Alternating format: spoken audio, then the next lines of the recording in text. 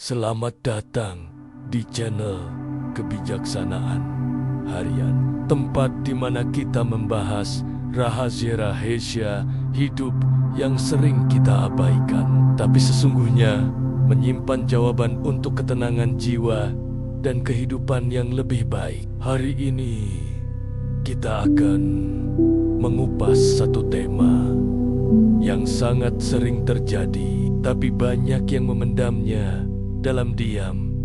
Campur tangan mertua dalam rumah tangga. Apakah kamu salah satu yang pernah merasakannya? Jangan langsung menyalahkan siapapun, karena bisa jadi ada yang lebih dalam dari sekadar perdebatan biasa. Kamu sering merasa suamimu berubah setelah bicara dengan ibunya, atau istrimu tiba-tiba dingin setelah pulang dari rumah orang tuanya. Mungkin ada yang ikut masuk ke rumahmu tanpa kamu sadari. Bukan jin, bukan setan, tapi energi campur tangan yang tidak kamu netralkan. Dalam video ini, kita akan bongkar tuntas. Dan di bagian akhir, ada satu amalan sederhana, tapi sangat kuat yang bisa kamu lakukan malam ini juga. Pada awalnya, campur tangan mertua dalam rumah tangga tidak selalu tampak jelas. Ia datang dalam bentuk perhatian kecil, komentar lembut, atau saran yang terdengar baik-baik saja. Namun, seiring waktu, saran berubah menjadi arahan, perhatian berubah menjadi kendali, dan komunikasi yang seharusnya mempererat, justru perlahan meretakan. Banyak pasangan tidak menyadari bahwa konflik dalam rumah tangga mereka bukan hanya karena perbedaan pendapat antar suami istri, melainkan karena adanya suara ketiga yang tak langsung tapi cukup dominan memengaruhi keputusan rumah tangga. Ketika satu pihak merasa perlu mendapatkan restu atau validasi dari orang tuanya sebelum mengambil keputusan bersama pasangan, maka secara perlahan keutuhan rumah tangga mulai terbelah. Dalam budaya timur, terutama di Indonesia, keberadaan orang tua, terutama mertua, sangat dihormati. Dalam banyak keluarga, menikah tidak hanya menyatukan dua individu, tapi juga menyatukan dua keluarga besar.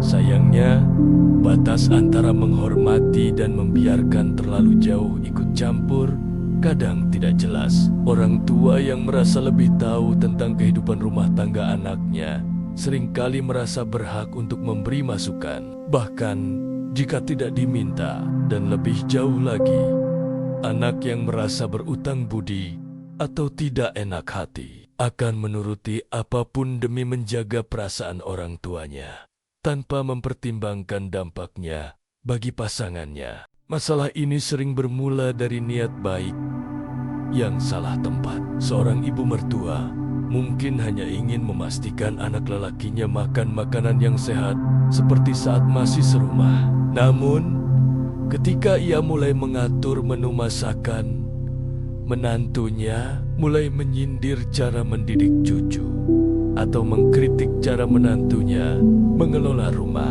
Konflik yang lebih besar mulai tumbuh diam-diam. Bentuk-bentuk kecil inilah yang menjadi akar konflik besar jika tidak segera disadari. Dan yang lebih berbahaya, semua itu berlangsung dalam diam, tanpa ledakan, tanpa bentakan, hanya tekanan psikologis yang mengendap. Banyak pasangan, terutama yang baru menikah, belum memiliki pondasi komunikasi yang kuat. Mereka belum terbiasa membicarakan batas dengan keluarga besar. Dan disinilah titik rawan muncul. Ketika mertua ikut masuk dalam ruang-ruang keputusan pribadi, suami atau istri bisa merasa diabaikan, tidak dihargai, atau bahkan tidak memiliki tempat di rumahnya sendiri. Pada tahap ini, bukan hanya cinta yang mulai luntur, tetapi juga rasa hormat dan kepercayaan.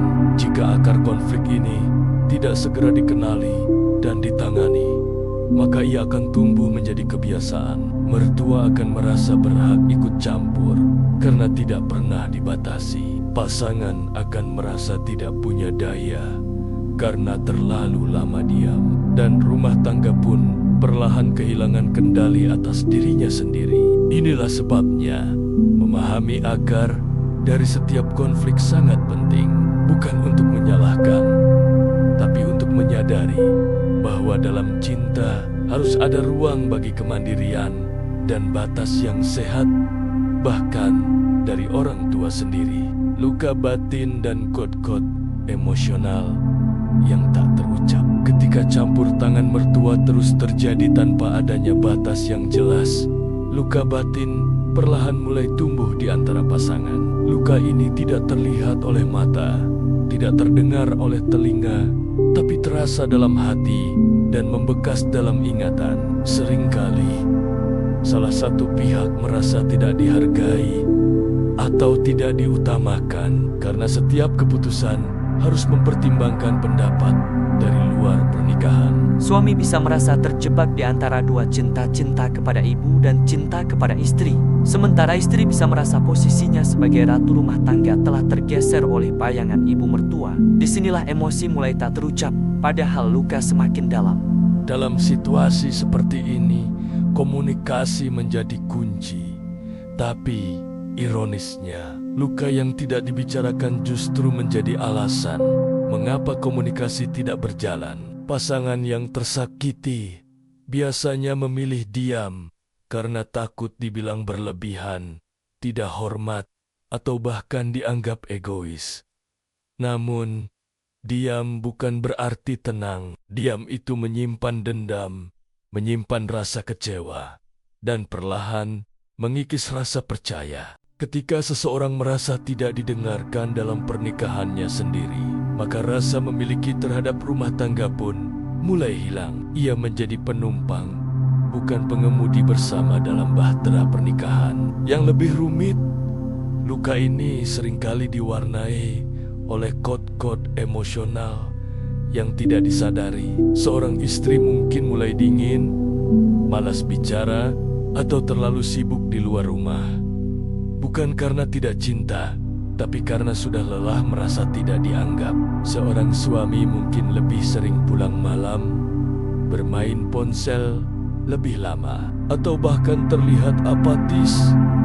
Bukan karena ada orang ketiga, tapi karena energi rumah sudah tidak menenangkan. Semua ini adalah sinyal-sinyal yang seharusnya dibaca oleh pasangan, namun kerap dianggap remeh, hingga akhirnya menjadi jurang pemisah. Luka batin ini juga menyentuh pada rasa harga diri. Ketika seseorang merasa tidak bisa memimpin rumah tangganya sendiri karena terlalu banyak intervensi, maka rasa percaya dirinya akan runtuh.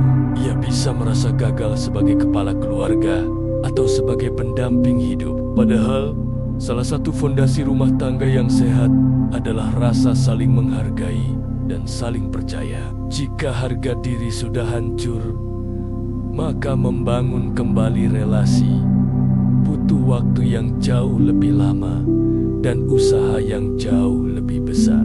Maka dari itu, penting untuk mulai menyadari luka-luka kecil yang tampaknya sepele tapi menggerogoti perlahan. Jangan biarkan luka batin itu membatu dan menjadi trauma jangka panjang. Setiap rasa kecewa, setiap air mata yang jatuh tanpa suara adalah panggilan untuk diperhatikan. Rumah tangga bukan hanya tentang hidup bersama, tapi juga menyembuhkan bersama. Dan menyembuhkan hanya mungkin jika kita mulai berani bicara, jujur, dan saling mendengar. Tanpa ego, tanpa pembenaran, hanya dengan niat memperbaiki dan menjaga apa yang sudah dibangun bersama. Dalam dunia spiritual, setiap rumah memiliki getarannya sendiri. Getaran ini dibentuk oleh energi dari pikiran, ucapan, dan perbuatan penghuninya. Ketika suami istri hidup dalam keharmonisan, rumah akan memancarkan energi positif yang menenangkan dan memberi kekuatan bagi seluruh anggota keluarga. Namun begitu ada energi dari luar yang masuk, apalagi jika disertai niat dominasi, kecemasan, atau penghakiman, maka getaran itu mulai terganggu. Campur tangan mertua yang terlalu intens bisa membawa masuk aura yang tidak sejalan dengan visi dan misi rumah tangga pasangan muda. Hal ini ibarat membawa alat musik dengan nada berbeda ke dalam sebuah orkestra yang sudah selaras. Energi negatif tidak selalu datang dalam bentuk mari merah atau bentakan. Kadang ia hadir dalam bentuk tatapan sinis, nada bicara yang merendahkan, atau sekadar kehadiran yang menghakimi. Jika hal ini terjadi berulang, maka rumah akan kehilangan nuansa damainya. Anak-anak menjadi lebih rewel, pasangan lebih mudah tersinggung, dan suasana menjadi lebih cepat panas. Ini bukan sekadar masalah psikologis, tapi juga masalah spiritual. Rumah yang seharusnya menjadi tempat pulang dan berlindung, malah berubah menjadi medan tempur energi yang melelahkan. Feng Shui dan ilmu tata ruang dalam budaya timur sudah lama mempercayai bahwa energi luar yang tidak bersih bisa mengganggu keharmonisan keluarga. Dalam Islam, kita mengenal konsep rumah yang dipenuhi di zikir dan doa akan dijauhi oleh setan dan makhluk pengganggu lainnya. Maka, ketika rumah sering diisi dengan keluhan, gosip dari keluarga besar, atau pengaruh mertua yang menekan, bukan hanya relasi yang terganggu, tapi juga keberkahan dalam rumah itu sendiri bisa menghilang. Ini menjelaskan mengapa banyak pasangan merasa semakin miskin secara spiritual, meski secara materi mereka cukup. Bahkan, keberadaan benda-benda tertentu dalam rumah bisa menjadi saluran energi. Misalnya, hadiah dari mertua yang menyimpan emosi negatif bisa membawa getaran yang tak selaras. Foto pernikahan yang mulai diturunkan dari dinding karena sudah malas melihatnya bisa menjadi simbol bahwa cinta sudah mulai melemah.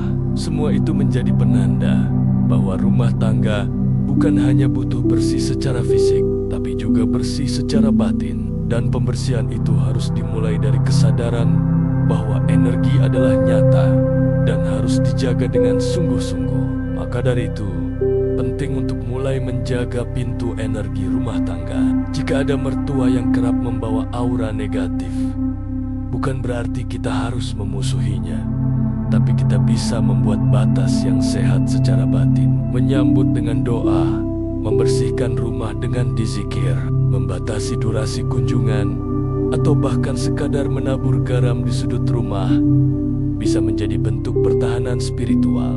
Jangan biarkan rumahmu menjadi terminal energi dari luar yang belum tentu selaras. Rumahmu adalah kuil cintamu, dan kuil tidak boleh dimasuki oleh sembarang energi. Bagian 4. Menetralisir energi negatif dari mertua dengan cara lembut tapi tegas. Menetralisir energi negatif dari mertua bukan berarti memusuhi, apalagi memutuskan hubungan. Justru sebaliknya, ini adalah upaya untuk menjaga keharmonisan agar tetap utuh, tanpa harus mengorbankan martabat diri atau pasangan. Langkah pertama yang paling penting adalah menyamakan pandangan dengan pasangan. Suami dan istri harus satu suara dalam menentukan batas, peran, dan porsi campur tangan orang tua masing-masing. Diskusi ini harus dilakukan dalam suasana tenang, bukan saat konflik sedang memuncak. Gunakan pendekatan hati ke hati, bukan saling menyalahkan. Bila pasangan bisa menjadi satu tim, maka pondasi pertahanan rumah tangga sudah terbentuk dengan kuat. Langkah kedua adalah komunikasi asertif dengan mertua. Banyak orang berpikir bahwa bersikap tegas berarti kasar. Padahal, asertif adalah seni menyampaikan dengan hormat tanpa kehilangan pendirian. Kita bisa mengucapkan kalimat seperti, "Terima kasih atas sarannya, Bu. Kami pertimbangkan, tapi kami ingin mencoba cara kami dulu." Atau, Kami paham ibu sayang dan peduli, tapi izinkan kami belajar mengelola rumah tangga ini dengan pengalaman kami sendiri. Dengan cara ini, kita tetap menunjukkan rasa hormat, namun juga memberi pesan bahwa rumah tangga adalah ruang pribadi yang perlu dijaga keutuhannya. Selanjutnya adalah membangun batas sehat. Batas ini bisa berupa batas waktu kunjungan, batas topik obrolan, bahkan batas fisik seperti tidak mencampurkan keuangan rumah tangga dengan orang tua. Batas ini tidak harus ditulis, tapi harus disepakati dan dipatuhi. Ketika batas ini dijaga dengan konsisten, maka perlahan mertua pun akan mulai memahami bahwa ada ruang yang tidak boleh disentuh, bukan karena tidak hormat, tetapi karena ingin menjaga keseimbangan. Jangan lupakan juga dukungan dari pihak ketiga yang netral, seperti konselor pernikahan atau tokoh agama yang dihormati kedua belah pihak. Kadang, suara dari luar lebih mudah didengar daripada suara dari menantu atau pasangan sendiri. Mengajak mertua untuk ikut dalam sesi pembinaan keluarga atau majelis keagamaan bisa menjadi jalan tengah agar semua pihak mendapatkan sudut pandang baru tanpa merasa dikritik secara langsung. Yang terpenting, lakukan semuanya dengan niat yang benar, bukan untuk menjauhkan, tapi untuk mendekatkan dalam bentuk yang lebih sehat dan dewasa. Rumah tangga yang kuat bukanlah rumah tangga tanpa gangguan, tapi rumah tangga yang tahu bagaimana mengelola gangguan dengan cara yang bijak. Jika kita bisa menetralisir dengan cara lembut tapi tegas, maka tidak hanya rumah tangga yang selamat, tapi hubungan dengan mertua pun bisa menjadi lebih baik dari sebelumnya. Amalan penetral mertua, rahasia leluhur yang masih relevan.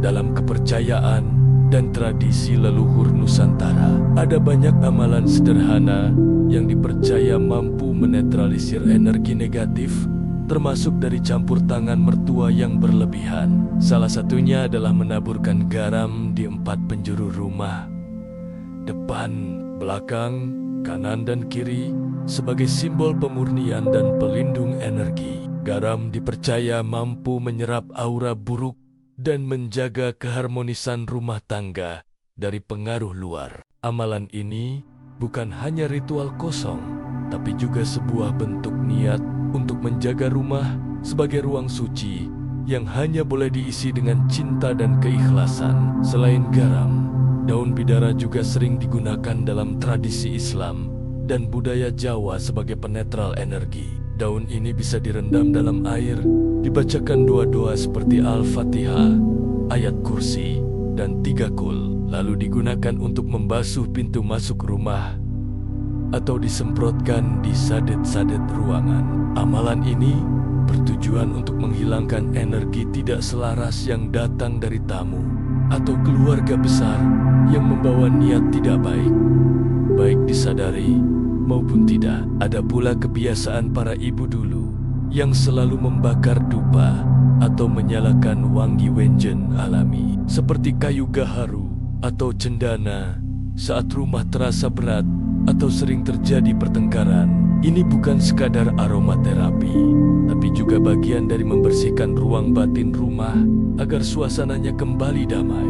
Dalam Islam, membacakan surat Al-Baqarah secara berkala di rumah juga dipercaya bisa menjauhkan setan dan menyucikan energi rumah tangga dari gangguan gaib maupun energi negatif yang menempel karena konflik batin. Secara psikologis, amalan-amalan ini memberikan efek sugesti yang menenangkan. Ketika seseorang merasa telah melakukan ikhtiar batin, maka ketenangan hati akan lebih mudah tercapai. Dan ketika hati tenang, komunikasi dalam rumah tangga pun akan lebih lancar. Maka tidak heran jika orang tua dulu selalu menekankan pentingnya membersihkan rumah secara batin. Selain secara fisik, rumah yang bersih secara batin akan memancarkan aura ketenangan yang tidak hanya dirasakan pasangan, tapi juga anak-anak dan tamu yang datang. Yang terakhir, jangan lupa untuk selalu mengawali dan mengakhiri hari dengan doa bersama pasangan. Sekecil apapun doa itu, jika dilakukan dengan tulus dan konsisten, maka rumah akan menjadi ladang berkah. Salah satu doa yang bisa diamalkan. Terima kasih telah menyimak video ini sampai selesai. Ingatlah bahwa rumah tangga adalah ruang suci antara dua jiwa, dan siapapun yang masuk ke dalamnya harus membawa niat baik. Jika hari ini kamu merasa rumah tanggamu goyah karena pihak luar, jangan panik, karena selalu ada cara untuk menetralkannya. Dengan cinta, dengan bijak, dan dengan amalan yang tulus dari hati.